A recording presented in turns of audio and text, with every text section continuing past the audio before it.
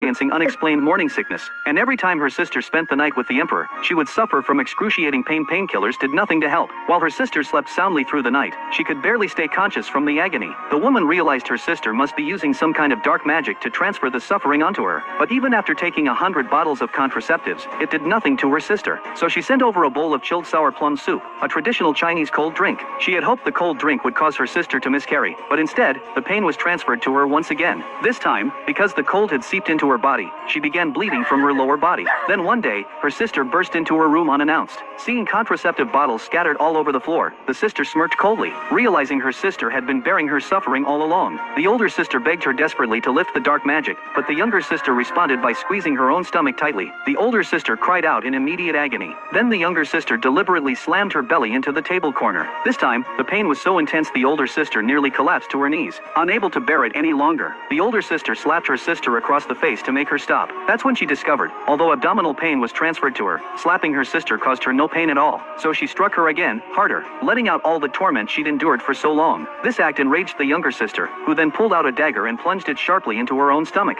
Instantly, the older sister's abdomen began to bleed. As the younger sister twisted the dagger deeper, the older sister bled profusely and eventually passed out from blood loss. Just then, the emperor arrived to visit the younger sister. She immediately dropped the dagger and threw herself into his arms, sobbing pitifully. She accused her sister of trying to harm her unborn baby, claiming her sister had forced her to take contraceptives. Furious, the emperor ordered the older sister's execution, but the younger sister, putting on a show of mercy, begged him to only confine her sister to house arrest for a year. After all, if her sister died, there would be no one to bear the pain for her. Touched by her supposed kindness, the emperor punished the woman with a year of confinement. 10 months later, as the younger sister was about to give birth, the older sister was still enduring the pains of labor on her behalf. After the younger sister delivered the child, she handed the baby over to her sister. It turned out the child was not the emperor. She had secretly been with another man. Fearing the emperor would notice the baby didn't look like him, she framed her sister before his arrival. When the emperor saw the unusual-looking infant beside the older sister, he assumed she had been unfaithful and immediately ordered her to be beaten to death with rods. But the next second, the woman suddenly opened her eyes, only to find she had been reborn and had returned to the exact day she and her sister first entered the palace.